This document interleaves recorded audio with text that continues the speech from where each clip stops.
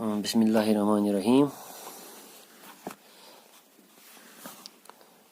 In this video, we will learn about clause. What a clause is. A clause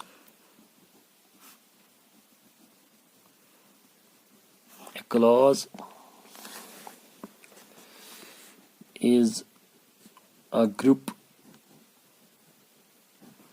of words that may or may not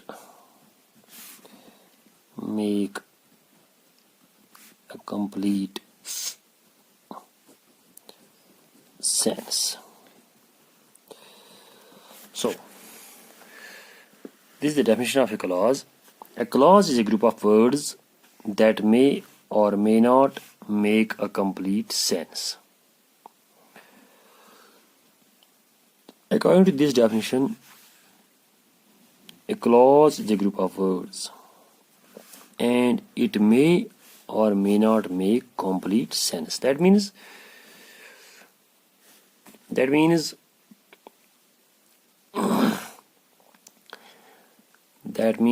it may be having complete meaning or it may not be having complete meaning.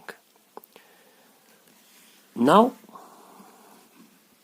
depending on this, whether it has a complete meaning or whether it has not a complete meaning, depending on this, it is of two types.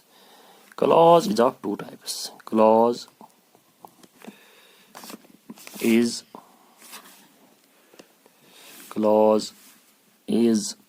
of two types. Number one, principal clause,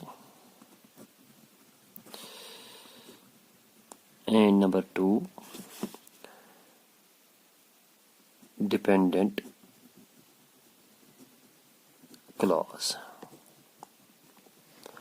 Principal clause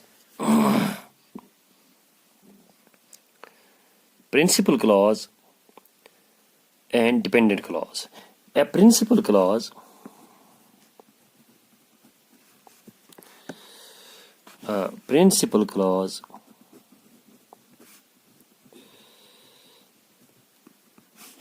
it is a clause, that means principal clause. It is a clause that gives a complete meaning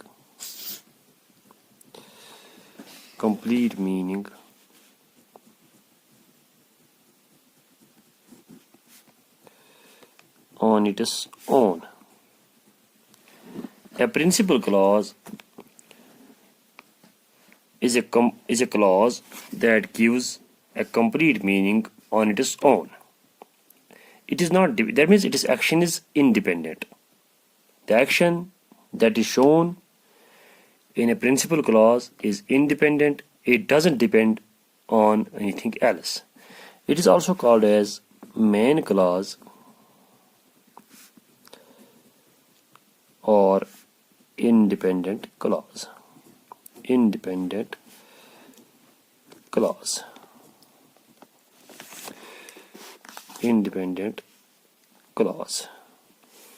So a principal clause gives complete sense and it is also called as main clause or independent clause.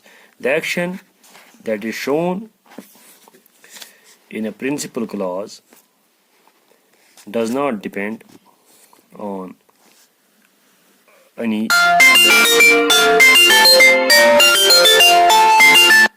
it doesn't depend on any other thing. It is complete in meaning and it doesn't depend on any other thing. Its action is complete. And the type of clauses is subordinate clause or dependent clause. Subordinate clause or dependent clause. dependent clause. Subordinate clause or dependent clause, as the name suggests, it does not give a complete meaning on its own. It does not give a complete meaning on its own. It depends on main clause for its completion of meaning.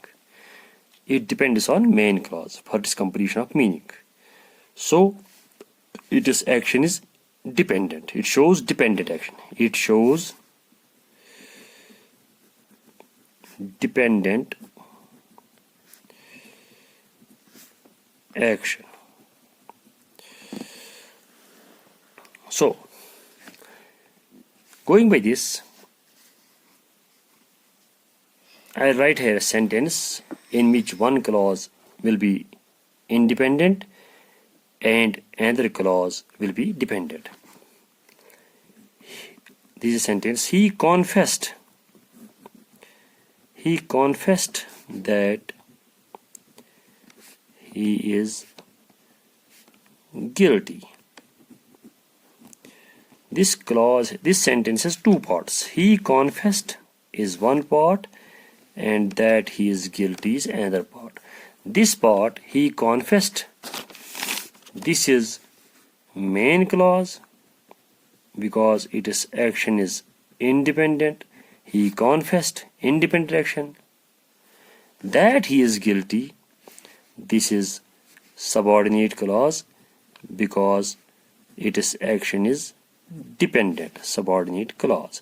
It starts with a conjunction that is subordinate conjunction, that, so its action is dependent. It is dependent on this part, that is the main clause. He confessed.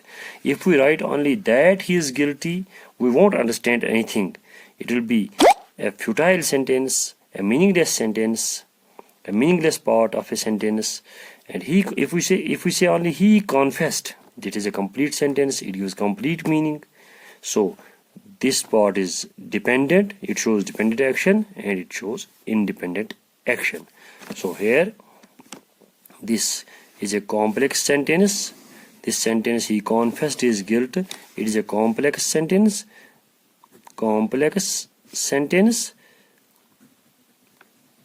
He confessed is main clause, that he is guilty is subordinate clause. So this sentence is complex. One clause is main and one clause is subordinate. So this is about main clause and subordinate clause. Now we will go to elements of a clause. Elements of a clause. A clause can have a maximum a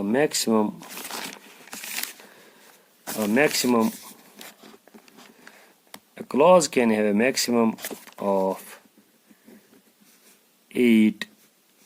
6 elements. A clause can have a maximum of 6 elements. So what are those 6 elements that I will write here? Number 1 is subject. Subject is usually a noun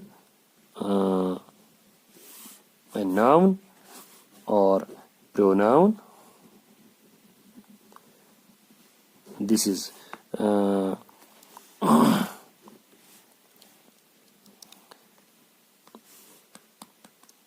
subject. It is a noun or a pronoun. Number 2 is verb phrase. Subject. Number 2 is verb phrase. Verb phrase is a very important part of clause. Without it, clause is never possible, and it is some verb. It can be finite verb or non-finite verb, but finite verb is the most important part of clause. What is finite verb? We'll do it in next video. This time you will remember verb and verb phrase. This is another part. Third part is object. Object, it is also a noun or pronoun. Object. Fourth part is complement.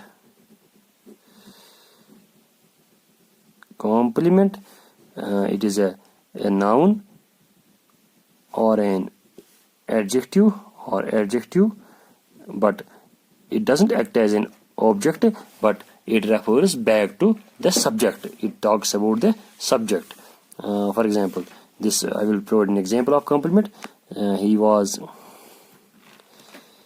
elected the president. He was elected the president. The president, word the president, it refers to he. The word president refers to he. It refers to he. It is not an object. It refers back to he, which is the subject. So it refers to subject, the president. It is not an object, but it refers back to subject. This is a noun. President is a noun. So another word is he is very handsome. Handsome is an adjective, and handsome is an adjective, and handsome refers back to he, the subject.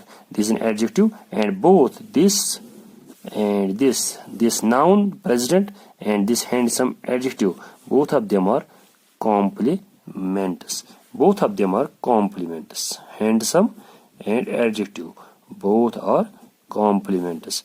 This is about complement. Both of them are complements. This handsome is a complement.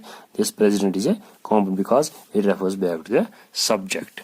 And the element, this is the fourth element. Fifth element is adverbial.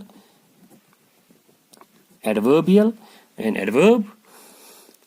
It is also an adverb. It is also an element of a clause. It can be an element of a clause.